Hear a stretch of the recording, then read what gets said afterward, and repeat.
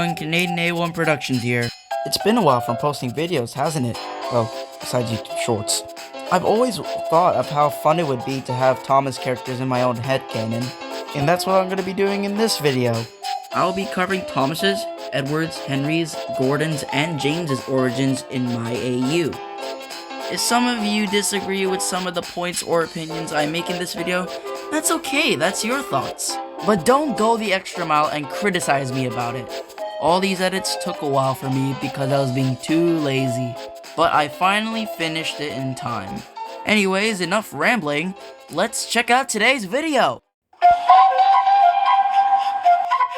In my AU, Thomas is a heavily modified Furness Railway Class G5.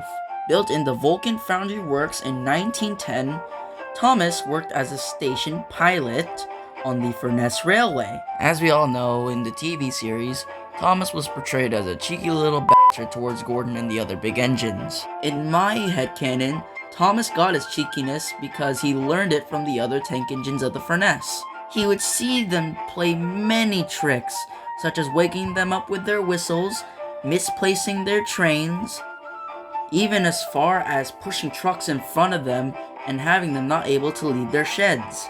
They would tell Thomas to watch and learn. The controller of the Furness at the time, W.F. Pettigrew, would always scold Thomas for his cheeky behavior. He even asked the other tank engines on the Furness, who were also cheeky like Thomas, if they were a part of this. But nope, they would not own up and they would always blame it on Thomas, and saying that, oh, it's his fault. Thomas pleaded to Mr. Pettigrew, saying that it wasn't his fault. The other cheeky tank engines taught him how.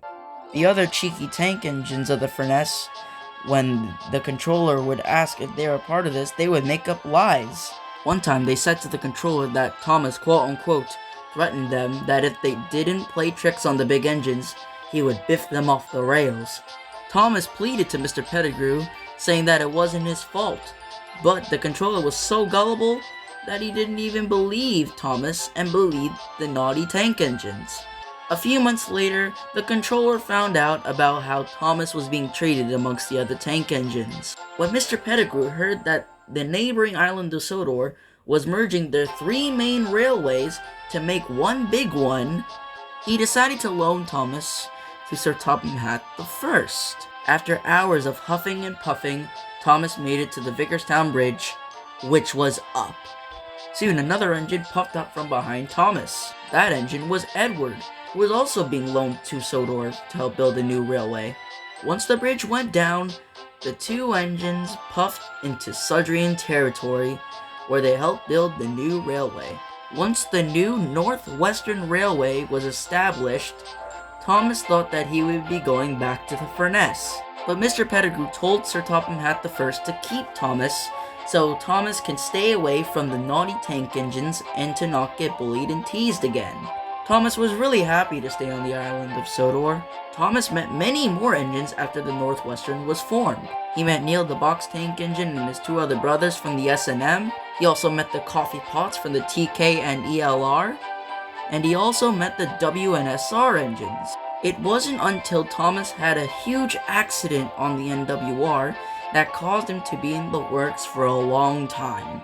Thomas's front running board and side tanks were completely damaged and were beyond repair. They had to build a new running board and new side tanks from scratch. One of the people at the works really liked the E2s of the LB and SCR, so they decided to make Thomas a dipped running board and extended side tanks, like the E2. Thomas felt very proud of his extended side tanks and dipped running board. This caused him to be a bit cocky, and he would boast to the other engines about his extended side tanks and dipped running board. Since Thomas was the first engine specifically bought for the newly formed Northwestern Railway, they had to give him a number 1. This is another thing that made Thomas cocky also. But after that, Thomas soon learned some sense and became a more wiser and humble engine. He would still boast about the many adventures that he's had over the years. He would sometimes tell the same story or adventure over and over again at the sheds every night. All the other engines at the time were really tired of the same story, and they wanted to hear something else. And from that point forward, the same things happens as it does in the books. He crashes into a station master's house, he gets rescued by Terrence, he gets scared by Percy, rescued by Gordon from a mine shaft, you name it.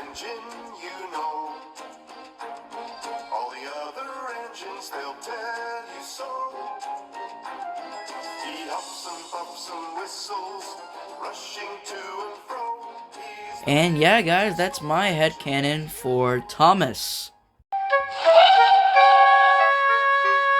For my headcanon for Edward, he is a Southeastern Chatham Railway Class D. He was the batch of 10 built by Sharp Stewart & Co. Built in 1901 by Sharp Stewart & Company, Edward and his siblings were the main express passenger engines for the SENCR. Like Audrey's backstory for Edward, this would mean that he would be a shy steamer. This would mean that it would take a long time for old Edward here to get steamed up and running. So in my AU, Edward is still a shy steamer, but these issues did not let Steady Eddie down. Since the controller at the time could see Edward's struggles, he decided to demote Edward to goods work and lighter trains. Edward did not mind this one bit, but some of his siblings did. Some of them had common sense, but some were really pompous. They would criticize Edward every night at the sheds for betraying the SENCRD class. They would yell traitor to Edward every time they would see him, day, afternoon, and night. A few months later, Edward finally lost his cool and expressed his thoughts to the controller. The controller of the SENCR informed Edward that the neighboring island of Sodor was making a whole big railway after merging their 3 main ones.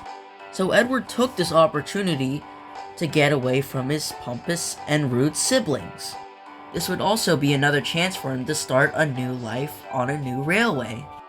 This was in 1915, so yeah.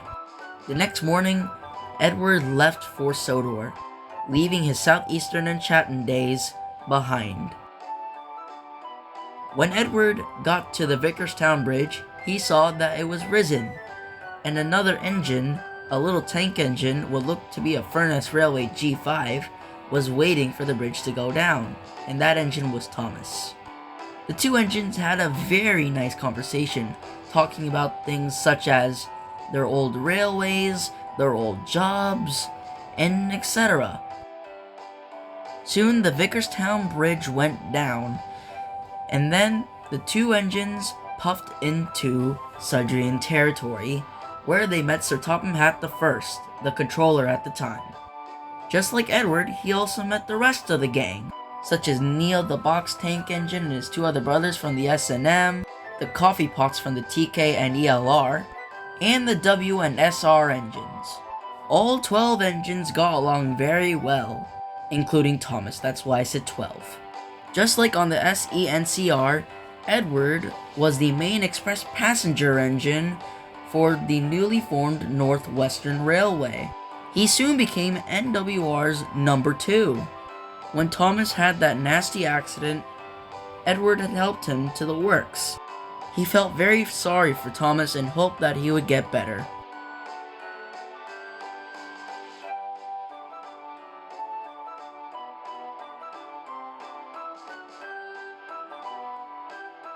Not gonna lie, Edward's model looks a bit like Wild Northwestern's Trains model of Edward.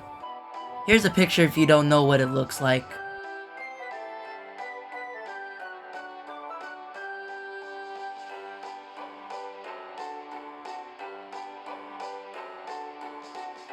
And from that point, the story goes the same as it does in the books. He helps Gordon up the hill with the goods train, he rescues James, he helps Henry with the express, you name it.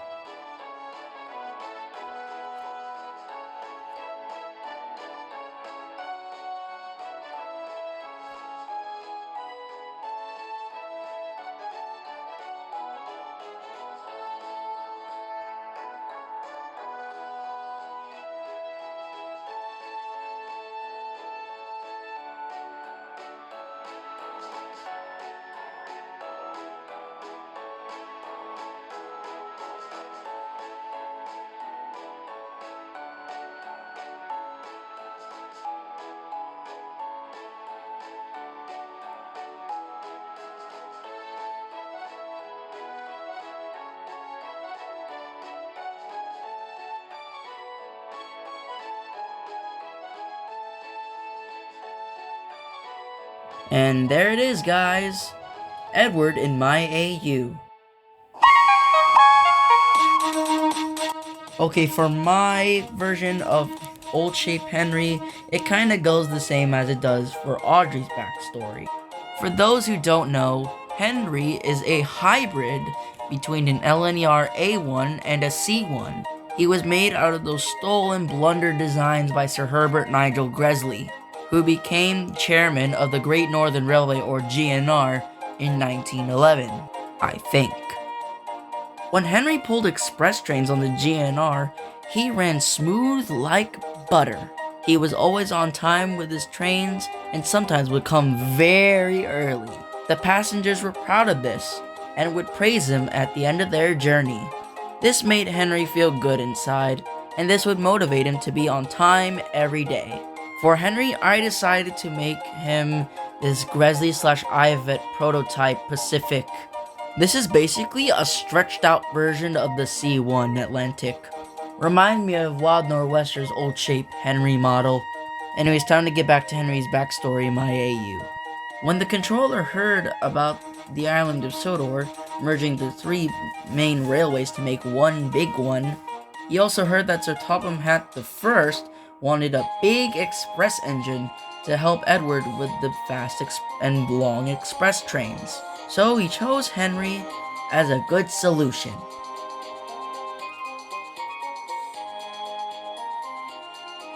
When Henry arrived on the NWR, his main job was to pull the express because Edward was getting worn out. Just like on the GNR, Henry ran like butter, no flaws, and no disappointments. He would run on time, and sometimes very early. The passengers liked this and would praise him at the end of their journey. But Henry's smooth and flawless runs were soon about to change for the worst. Just like Audrey's backstory for Henry, he made Henry have a small firebox, which would make him have trouble steaming. Henry would have trouble pulling the coaches and would sometimes run late. The once on time or very early express engine was now a very late and poor steamer. This would cause Henry's self-esteem to decrease and lower.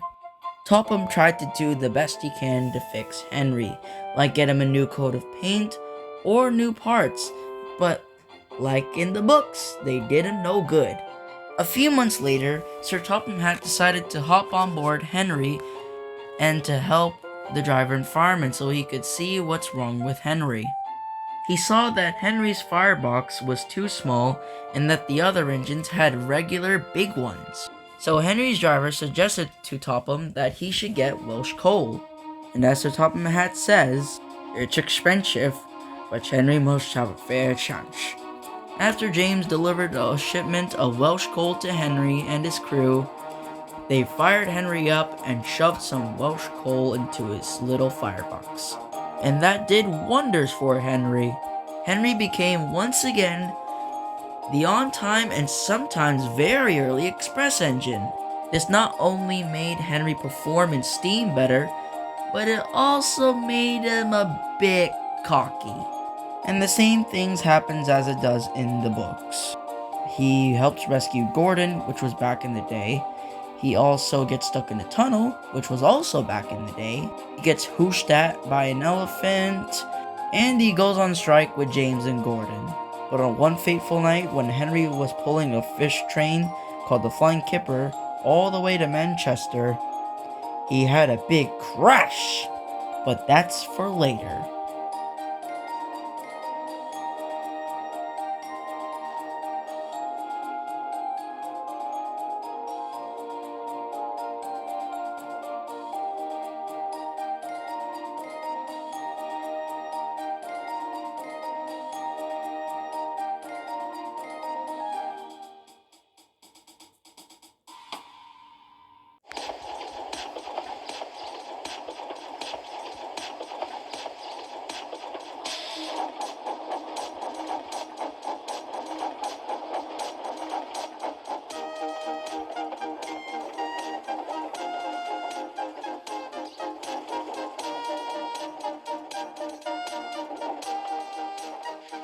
And here he is, guys, my AU of Old Shape Henry.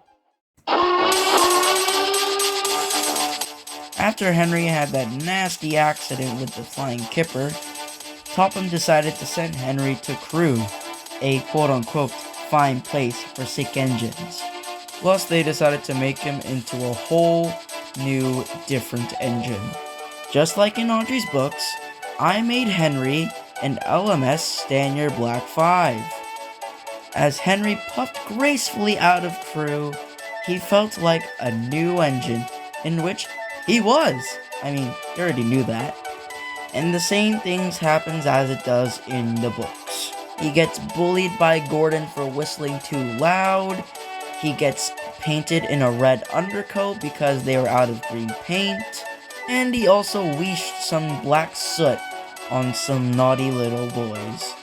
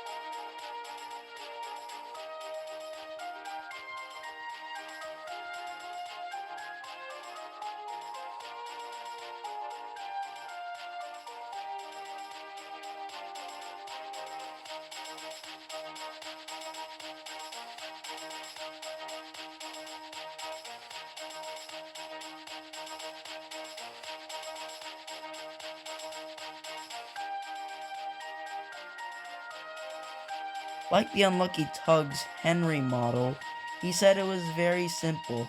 It's just a black 5 painted green. Not much of a story there. Well, yeah, this is basically my Henry.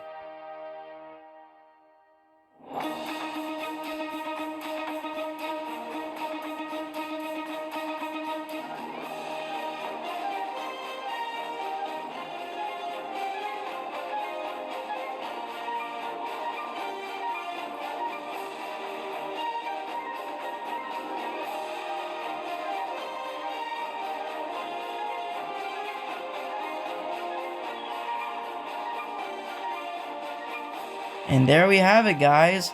My headcanon for Henry's new shape. Now we get to my favorite character, Gordon. For Gordon here, I decided to make him LNER A14470 Great Northern. That would have been his original name at the time. You all might know that LNER A1 number 4470 Great Northern was the first of the LNER or GNR A1 class.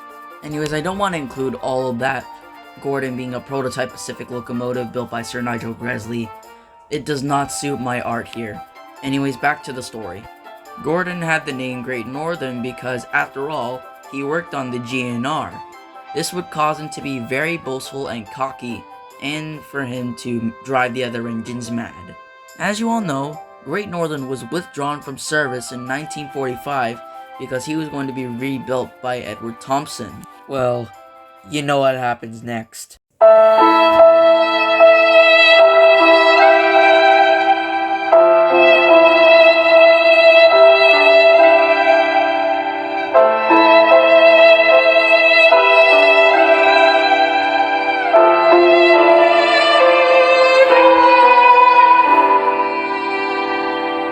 Adoption center. Yep, unfortunately, Great Northern was turned into an A1/1 by our biggest enemy, Edward Thompson. But I would not be including Thompson building Gordon into an A1/1, am I right? In 1923, Gordon was sold to the Northwestern Railway as their new Top Link Express engine. Sir Nigel Gresley wanted to owe Sir Topham Hatt a favor after what happened with Henry. And that was that. Gordon was sold to the Northwestern and arrived in the year 1923. After Henry got bricked up in the tunnel after making a stupid decision of not getting his fresh green paint with red stripes wet from the rain, it was Gordon that took over Henry's express duties. In the meantime, Edward didn't have to do his jobs, but Henry's too. This would cause a lot of stress and pain for the old engine. He would express his concerns to Sir Topham Hatt, but there was nothing Sir Topham Hatt could do. He couldn't afford another engine, and Henry was still bricked up in the tunnel, and Gordon had to do his express duties, and Thomas was stationed pilot. A few weeks later, Gordon thunders down the line with the express, and then he sees Henry bricked up in the tunnel, and he decides to whistle rudely at him. And then, well, he burst the safety valve in trying to show off to Henry. So Gordon was put on a sidetrack and saw that Edward had came to try and pull the express. Gordon, doubting Edward, said, "It's no use, Edward can't pull the train," in which he couldn't. So Gordon gave a bright idea and decided to ask Sir Topham Hatt if he could let Henry out of the tunnel, in which Sir Topham Hatt did. After Henry had a nice run to ease his joints, he coupled up to Edward and the two of them pulled the express to the end of the line. And on their way home, they decided to help Gordon back to the sheds. And as it says in the books, the three of them became the best of friends. Guys, remember how Gordon has a Fowler tender in the Railway series, the TV series, and All Engines Go? Well, I've decided not to include that, because the unlucky tug once said, "Again, none of that Fowler tender nonsense. I'm just not a fan of how that dinky thing looks behind an A3 body." Yep, no Fowler tenders for me either, and no LNER group standard tenders either. So I've decided that Gordon is gonna keep his original GNR coal rail tender. I don't even know how to explain it, guys. Those tenders look so good behind an A1 Pacific. They just suit Gordon more than a Fowler 6-wheel or group standard tender. Remember how I said originally Gordon was named Great Northern after the GNR? Well, I seem to have not gotten where Gordon got his name. We are actually gonna get to that topic now. Gordon was named after the station master of the GNR at the time. Hey, I don't know who the station master of the GNR was at the time, but hey, I'm just gonna put his name as Gordon. Yeah. Gordon, or should I say Great Northern, really took a liking to that name. So he found himself a new name, and he was called Gordon ever since. He still liked his old name, Great Northern, but he decided that he wanted an actual name.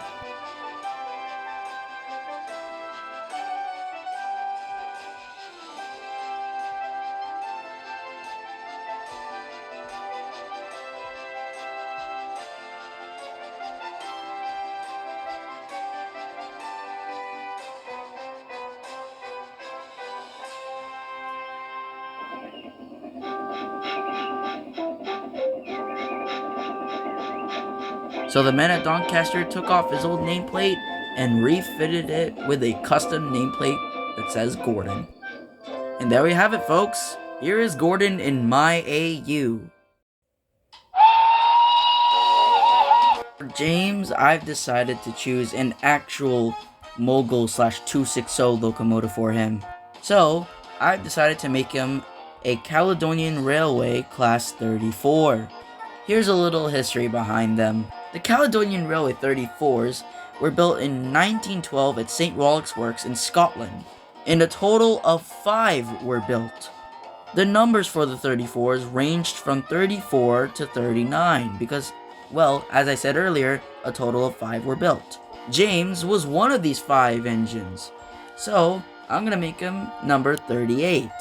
James was built in 1912 at St. Rollock's Works in Scotland for the Caledonian Railway, later the London Midland and Scottish Railway, or LMS. Before James got his famous number 5 we all know today, he was given the number 38. This obviously means that James would be one of the last members of his class. During the grouping era, James was given an LMS maroon livery, and he took quite a liking to it, and he said to himself, "I'm a splendid engine." He would boast to his 2 other brothers and sisters, and sometimes the other engines of the LMS. They all got tired of him boasting about his shiny maroon paint. It got to the point where it had been going on for too long, and the controller of the LMS decided to paint James into an LMS black. As you all know, James didn't like this one bit, so he pretty much stayed silent. The other engines were happy since James went silent. In 1925, James arrived on Sodor as their 5th engine, but he was still in that boring, dull LMS black, and he was fitted with wooden brake blocks. As you all know, James had a very big accident and crashed into a field.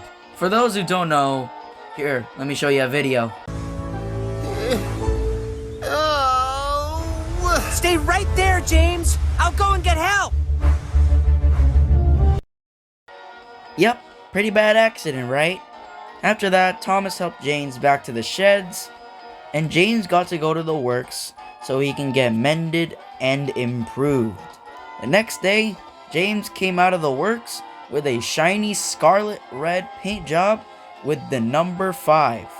James, remembering his LMS days, and when he wore LMS maroon, he thought to himself, "Hey, I look pretty splendid in NWR red too." And you can guess what happened next.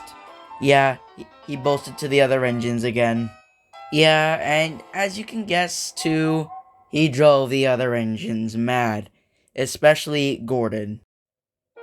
Yeah, he kinda got back to being vain and boastful about his red paint. And yeah, the story goes the same as it does in the books.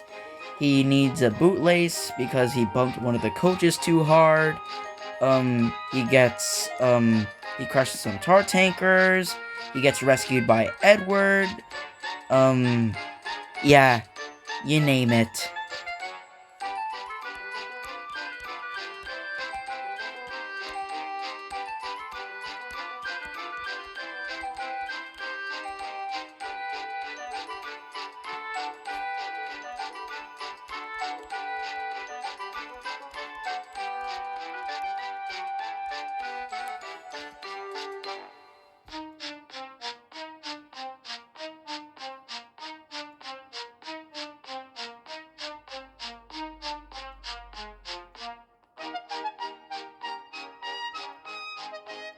A few years later, James got his paint scratched and he needed a new paint job. When he came out of Crovan's Gate Works, he still looked the same, but he still had his gold lining, but also had blue lining as well. James didn't like it. He loved it. He thought it made him look more splendid.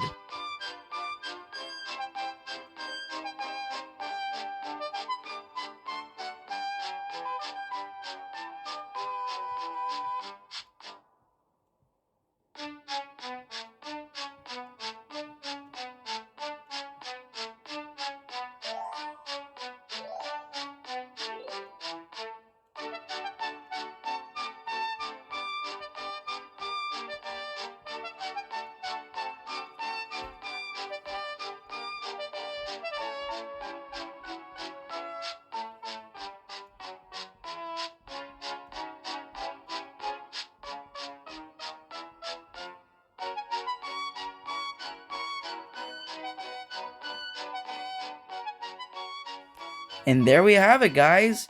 James in my AU. Phew! Finally done those edits. I hope you guys enjoyed this video and the theories plus opinions and backstories that I made for the main 5 engines. I hope I can pump out more content like this for you guys because I like doing this and, you know, I feel like I should do more of this type of stuff. I hope you all enjoyed this video and make sure to like and subscribe because I saw on my analytics that 90% of you aren't subscribed. So make sure to show some love and support and subscribe to the channel, you know? Anyways, that's it for this video. Make sure to like and subscribe and turn on that post notification bell for more awesome content by me. Anyways, this is Christian aka Canadian A1 Productions signing off. Peace out.